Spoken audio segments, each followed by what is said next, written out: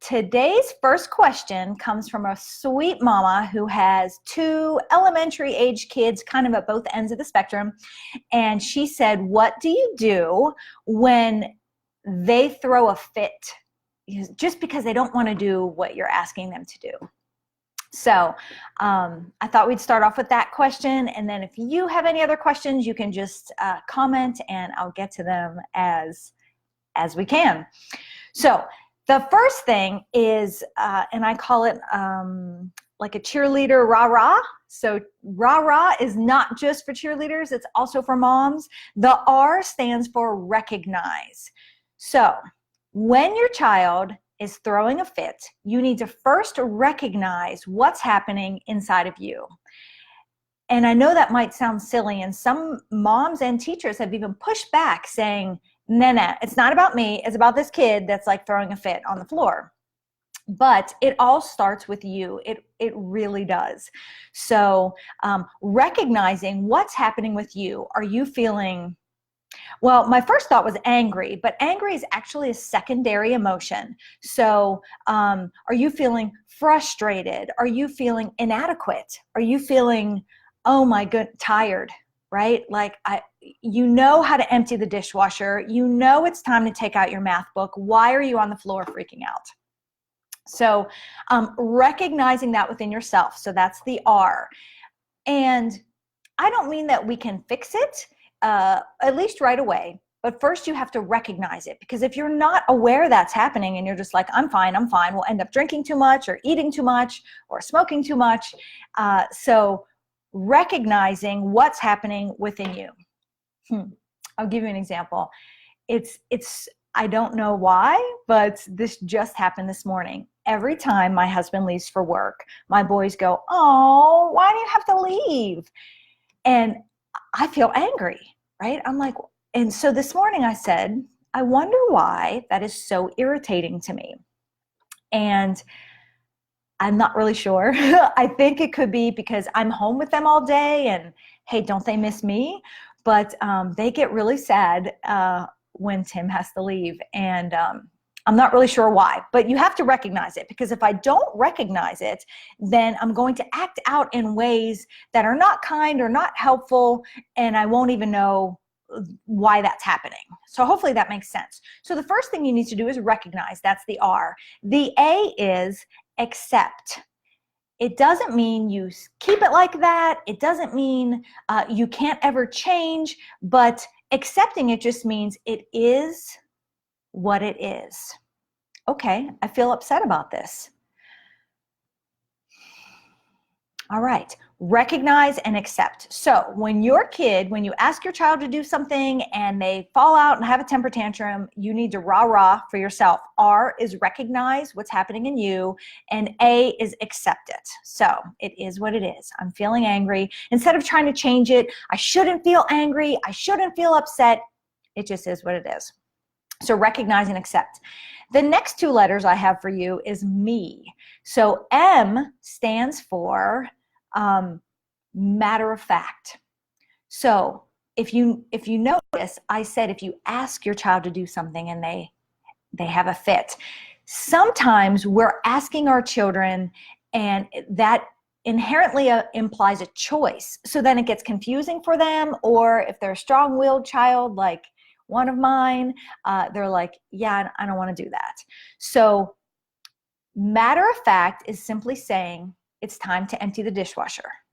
It is not, can you empty the dishwasher? Or can you take out your math book? Or get in line, okay?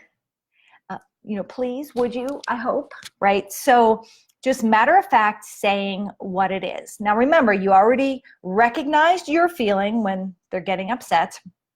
And you've accepted it. So now with that exception, it is what it is. You can say, it's time to go to bed, go brush your teeth. And you just say it like it is, like I'm wearing a yellow shirt. I'm drinking a coffee. It's time to go to bed. It just is what it is. So recognizing your feelings, accepting your feelings, and matter of fact say to your kid what it is. Now, Again, I've said this before, it's not a magic pill. It's not like they'll go, oh, okay, great, let's go ahead and do this. So next is empathy. So M-E, matter of fact, and E is for empathy. That's when you genuinely care about what's happening with your child, even though you have all these feelings like, really? Are you falling out on the floor because I told you to pick up your toys? Recognize that causes some frustration in you, accept it is what it is.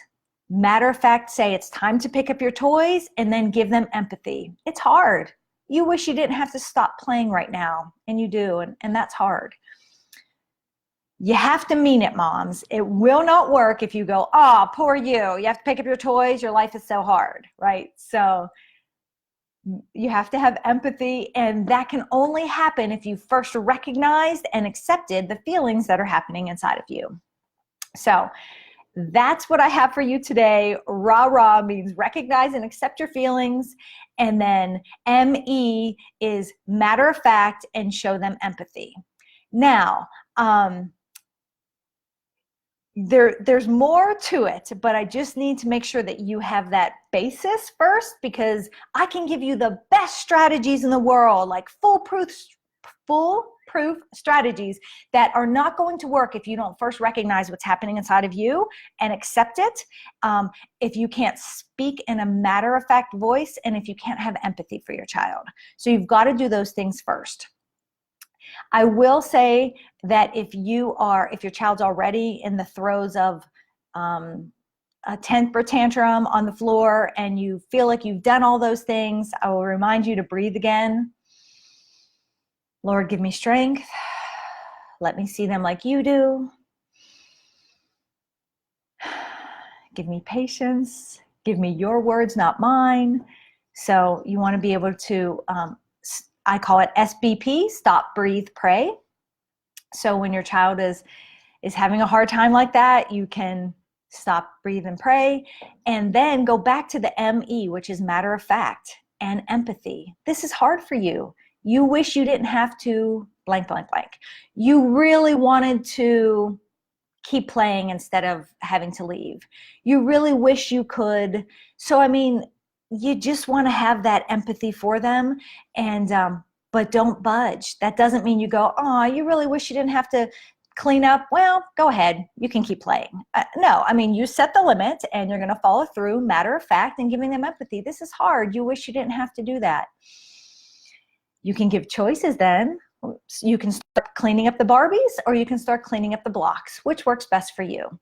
And just matter of fact. So you're not engaging emotionally with them, which you're not going to be able to do if you don't first recognize your emotions and accept them for them being what they are. So good morning, Rosie. I'm glad you're here today. So that's all I have for you today. I'm not seeing any other questions coming through for Q&A. So as always, you can email me questions, you can post questions, you can message me questions. You can message me through my website, which has changed. Instead of being Connect Point Ministries, it is just Connect Point Moms. I started this Facebook group, Connect Point Moms, 6 months ago today. I haven't been doing lives as long, but 6 months ago. And yeah, so we've been going strong, Connect Point Moms, 6 months. So the website is connectpointmoms.com. You can find all these videos on there and resources. And I do have a free class. There's 6 modules, or maybe 7, Parenting 101. The first one is free, so check it out. Download it, check it out, see what you think. And I'm looking forward to connecting with you more and helping you connect with the children in your lives. So I hope you have a wonderful day, and I'll talk to you soon. Bye-bye.